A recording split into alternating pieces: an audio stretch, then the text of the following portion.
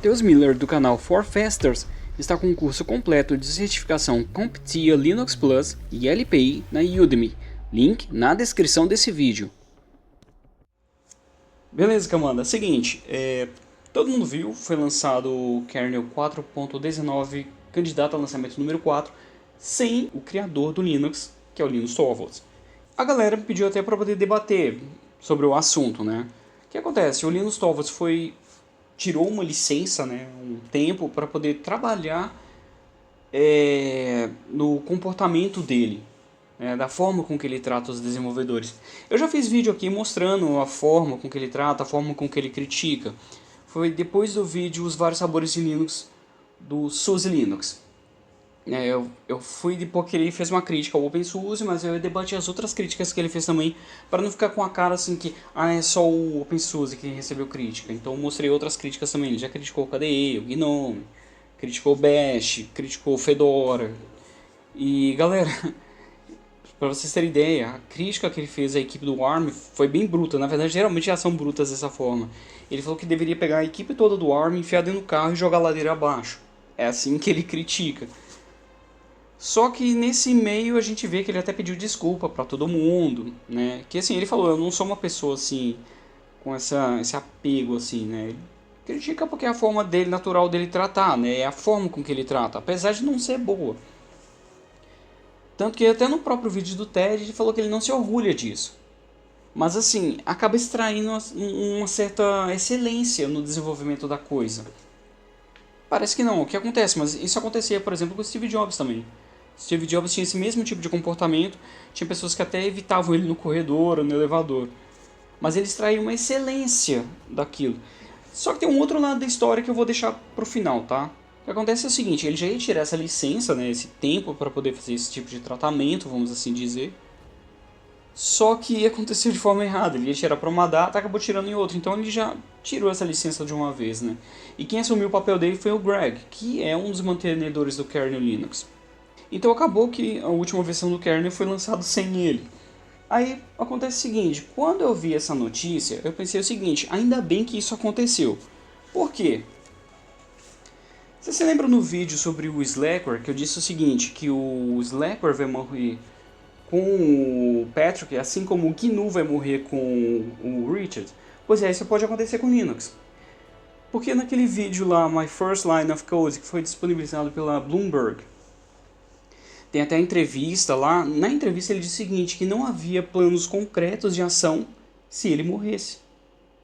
Então assim, isso passou a ser uma certa preocupação, porque projetos que dependem de uma pessoa só tendem a acontecer isso, a entrar em declínio. Tanto que o Linus ele já disponibilizou um kernel, foi lançado o kernel, quando ele fez uma cirurgia. Se eu não me engano foi de pedra nos rins e galera, tipo, ele falou que foi uma dor horrível e tal, mas ele trabalhou para poder lançar a si mesmo o kernel, a versão final do kernel. Ele falou que não eram motivos para poder parar com isso, né? Mas assim, já pensou se tivesse gravado mais? Então assim, tem que ter um plano B, um plano C. Pessoas, né, como se fossem presidentes no desenvolvimento do kernel, não só depender de uma única pessoa. Então eu achei importante isso, tanto que assim, ele afastou e até chegou a falar assim, né, vamos ver como a comunidade se comporta assim, dessa forma. Porque assim, com esse problema todo dessa discussão, o pessoal saía, a Sarah Sharp saiu, o Alan Cox saiu, quando ele saiu ele apagou todo o TTY, que ele era o responsável pela parte do TTY. Depois de muito tempo lançaram um patch chamado Código de Conflito, que assim, mais de 80 desenvolvedores do kernel assinaram para assim, mostrar, para ficar, né, quem manda no negócio era o Linus. Agora quem está com esse patch é exatamente o Greg também. Vamos ver, eu vejo como uma coisa boa, não vejo como uma coisa ruim. Então assim, a gente pode ver, eu espero que ele volte com um melhor comportamento, vamos assim dizer, né? Sabe tratar as pessoas mesmo, né? A gente aprenda que assim, pode ter pessoas reservas, porque assim, por exemplo, no Debian isso nunca foi problema. O Ian Murdoch saiu antes da versão 1.0, nunca teve problema. Tanto que eu vi gente, quando o Ian Murdoch morreu, tem gente que falou assim, agora, o que vai ser o futuro do Debian? Pô, tá bem informado, né? Você vê, o Gentoo foi a mesma coisa, o Danny Robb saiu, não teve problema, que eles têm a presidência, ele formou toda a equipe, todas as diretrizes do que rege a comunidade. O OpenSolaris, inclusive, quem foi o responsável pelo desenvolvimento foi o Ian Murdoch. Também não teve problema, que hoje existem os forks, continuam o desenvolvimento. O Bill Joy, que foi um dos caras do SunOS, não teve esse problema também. Ele saiu, continuou o desenvolvimento, apesar que o Solaris foi descontinuado esse ano, mas assim, não teve problema. Quando ele saiu, continuou o desenvolvimento do SunOS, que se tornou Solaris depois, sem o menor problema. Então eu acredito que tem que ter isso. A gente tem que estar preparado para essas situações. Não é ficar com dorzinha não, igual eu falei assim, por exemplo, que o GNU vai morrer com o Richard Stallman. Já teve gente que ficou doída. Aí, tá vendo? Você vive falando mal do GNU. Você falou que agora o Richard Stallman vai morrer com o GNU, sendo que eu falei o contrário. Eu falei que o GNU vai morrer com o Stallman. Porque a ideia é de uma pessoa só. Quando ela morre, ela leva a ideia com ela. Eu fiquei preocupado com isso também na questão do kernel Linux. Morre o Linux, o que acontece? Para o desenvolvimento do kernel? É preocupante. Não é que eu espere a morte dele, mas assim, tem que estar preparado, gente. As situações da vida real são essas. Alguém esperava a morte do Ian Murdoch? Não. Então, assim, a gente tem que ter preparado os planos de emergência. Plano B, plano C, plano D, essas coisas assim. Tá lá o Greg, sem o menor problema. Eu acredito que ele vai até conduzir bem, ele conduz muito bem a coisa. Tanto que agora entra o outro lado, tá? Eu espero que ele volte com um comportamento melhor. Espero que tenha planos para o futuro, né? Assim, forma-se uma equipe melhor para o Linux nessa ocasião. E também que as pessoas também mudem. Tá, ele ofende as pessoas, isso é ruim. Mas eu espero que as pessoas também mudem, porque assim, tem a questão de coerência dos desenvolvedores. Tem muito desenvolvedor que não é coerente. Se vocês forem ver aquele vídeo do TED mesmo, ele mostra, ele explica, tem gente que desenvolve isso, sendo que na verdade era para desenvolver isso. Mais ou menos isso que ele fala. Entendeu? Eu já vi e-mail dele, ele debateu com a pessoa desenvolveu um código gigante, ele teve que reescrever o código do cara e falou assim, era isso que você devia ter feito. Foi um código bem menor, o cara desenvolveu uma coisa gigante e num código bem menor ele fez a mesma coisa. Entendeu? Tem todo esse problema. Gente que fica tentando colocar firula demais no GCC, no kernel, sendo coisa que não precisa. Tanto que, gente, pra vocês terem ideia, tem desenvolvedores no kernel Linux que ele não tem esse problema. Raramente tem algum conflito com aquela pessoa. O Greg é um exemplo dela. O Rob Landley, do Toybox, o terminal que eu promovo bastante, ele não tem esse problema. O Rob Landley já foi contribuidor para o kernel Linux, hoje ele só cuida do Toybox e eles não têm discussão. Ah, mas hoje, Gabriel, tô falando, não tô falando hoje mesmo. Eu já vi e-mails de hoje, desse ano, o Linus Torvalds interagindo com ele não tem esse problema. Ele interage e fala assim, poxa, eu não li essa linha aqui sem tal que você falou, não sei o que. Os dois explicam um pro outro, acabou. Resolveu o problema. O Tetsu não tem tanto esse problema. Os caras do BTRFS não tem tanto esse problema. O cara que desenvolve a parte de acesso ao HD também não tem tanto esse problema.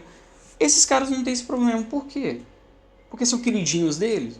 Não, porque os caras são coerentes na parte de desenvolvimento.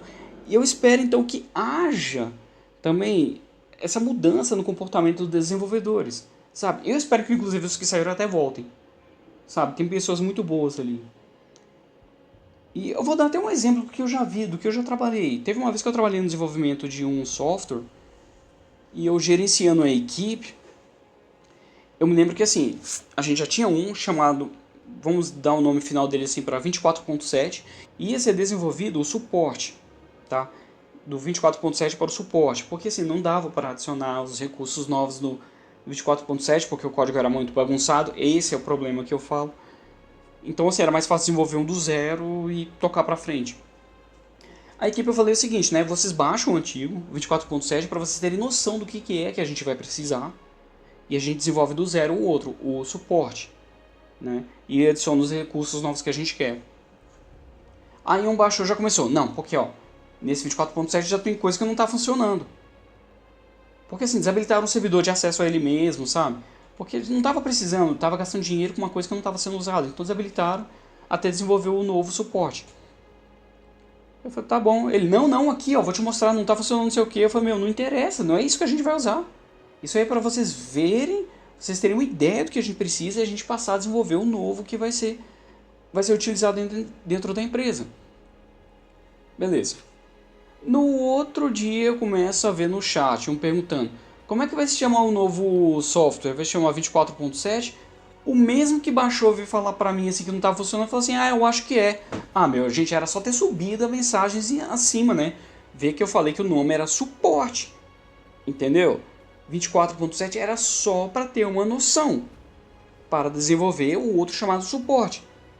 Sabe, fica meio desorientado. Então, assim, esse é um mal muito grande mesmo, tanto que para a parte de desenvolvedores quanto para suporte técnico, sabe? Então, assim, precisa também ter um pouco mais de coerência por parte das outras pessoas. Porque agora imagina você receber mensagem, esse tipo de mensagem, né, esse tipo de report, só que de centenas de pessoas. Vocês estouram o cara também.